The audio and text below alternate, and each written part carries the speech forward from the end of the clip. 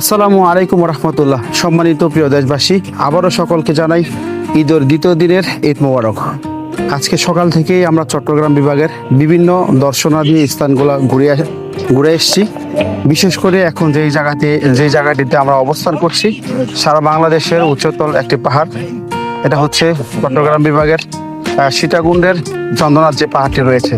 আমরা এই পাহাড়ে উঠতে আমাদের যুবক হওয়ার পরেও আমাদের অনেক কষ্ট হয়েছে, কিন্তু আমরা দেখতে পাচ্ছি অনেক মা বোন এবং বৃদ্ধ এবং যুব সমাজ সকলেই কিন্তু এই পাহাড়ে ওঠার জন্য অনেক চেষ্টা করছে।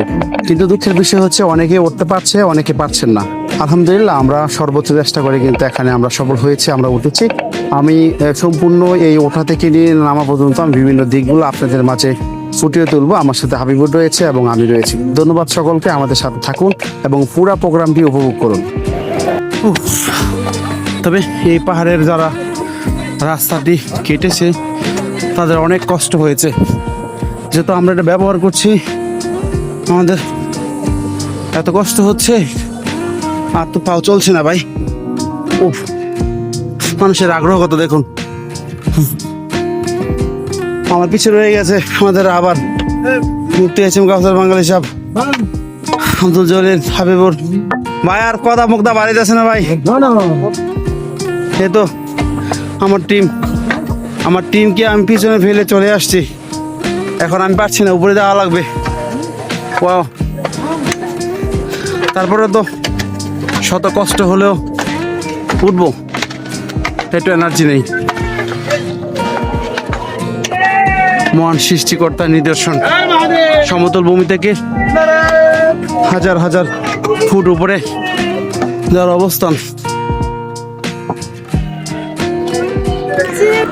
সম্মানিত দর্শক, একটি বিষয় সবসময় মনে রাখতে হবে, যদি আমরা এখানে বেড়াতে আসি কিংবা ঘুরতে আসি, অবশ্যই আমাদের খেয়াল থাকতে হবে এখানে আমরা আমাদের মা বোন তারা যদি আসে অনেক কষ্ট করবে, তাদের না আনাই সবচাইতে ভালো। কারণ যে পরিমাণে উঁচু পাহাড় এবং ভাঙা রাস্তা অনেক বিপজ্জনক। তো সেই হিসাবে আহ্বান করব ছোট বাচ্চা বৃদ্ধ তাদেরকে না আনার জন্য। আমরা সকাল থেকেই ধারাবাহিকভাবে চেষ্টা করছি একটু বিশ্রাম করে যেন আমরা লাস্ট পর্যন্ত আমরা উঠতে পারি। এখানে আমাদের টিম থেকে অনেকেই কিন্তু কষ্ট হয়ে গেছে এবং তারা অতিরিক্ত পরিশ্রম না করতে পারায় অনেকেই কিন্তু বসে গেছেন। আমরা দেখতে পাচ্ছি আমাদের টিমের অনেকেই অনেক কষ্ট করে কিন্তু তারা এই পাহাড়টাই দেখার জন্য, উপরে ওঠার জন্য চেষ্টা করছেন। এবং পাশাপাশি হাজার হাজার দর্শনার্থী কিন্তু সারা বাংলাদেশ থেকে বিভিন্ন স্থান থেকে তারা এখানে কিন্তু আজকের এই ঈদের দ্বিতীয় দিন এখানে কিন্তু তারা অসংখ্যভাবে ভিড় করছেন এবং তারা ওঠার জন্য চেষ্টা করছেন। আপনাদেরকে আরেকটা বিষয় জানিয়ে রাখতে চাই, এখানে যখন এই পাহাড়ের উচ্চতার উপরে আমরা উঠব তখন কিন্তু যতটুকু কষ্ট হোক না কেন, কিন্তু নামার সময়েও কিন্তু কষ্ট কম হয় না এবং এক দিক দিয়ে উঠতে হয়, আরেক দিক দিয়ে নামতে হয়। এভাবেই কিন্তু এই বন বিভাগের যারা দায়িত্বশীল আছেন তারা কিন্তু এভাবেই ব্যবস্থাপনা রেখেছেন।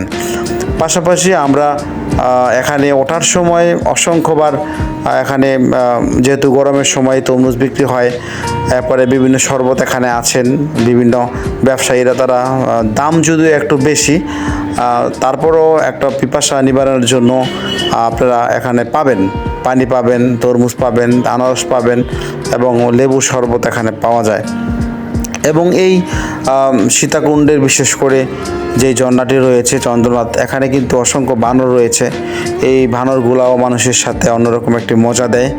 আমরা সর্বোচ্চ চেষ্টা করছি যেন আমরা উপরে উঠতে পারি, হয়তো বা কিছুক্ষণ মধ্যেই আমরা উঠে যাব এবং এভাবেই সকলেই একসাথে চেষ্টা করলে একটা সময় করে সারা বাংলাদেশে অসংখ্য এরকম পর্যটন এলাকা রয়েছে যেখানে আমরা একটু সময় করে ঘুরে আসতে পারি। একটু ঘুরলে কি হয়, আমাদের যেহেতু আমরা কর্মব্যস্ততায় থাকি, তো সেই হিসাবে মাথার ব্রেন ক্লিয়ার এবং মহান সৃষ্টিকর্তার অপরূপ সৌন্দর্যের যেই নীলাভূমি রয়েছে, সেটা কিন্তু আমরা উপভোগ করার জন্য একটা সুযোগ আমাদের রয়েছে। তো আহ্বান করব, আমরা সময় সুযোগ করে ইনশাল্লাহ আসবো এবং ঘুরে যাব।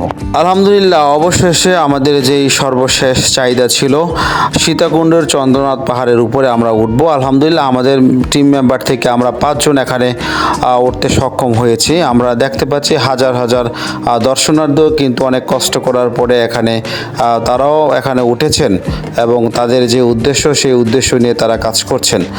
তো আলহামদুলিল্লাহ, আমাদের এবারের এই চন্দ্রনাথ পাহাড়কে ঘিরে এই প্রোগ্রামটি আমরা চেষ্টা করেছি আপনাদের কাছে বিভিন্ন মেসেজ এবং উল্লেখযোগ্য তথ্য দেওয়ার জন্য।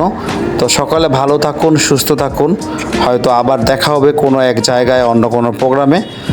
এর মধ্যখানে যদি আমাদের কথায় কোনো ভুল ত্রুটি হয়ে থাকে, কষ্ট পেয়ে থাকেন, তাহলে অবশ্যই ক্ষমার দৃষ্টিতে দেখবেন। সকলকে আবারও ধন্যবাদ জানাচ্ছি এবং সময়ের আহ্বানের প্রতি আপনাদের ভালোবাসা এবং সবসময় মঙ্গল কামনা থাকবে সে আশা প্রত্যাশা রেখে বিদায় নিচ্ছি। আসসালামু আলাইকুম ওয়া রাহমাতুল্লাহি ওয়া বারাকাতুহু।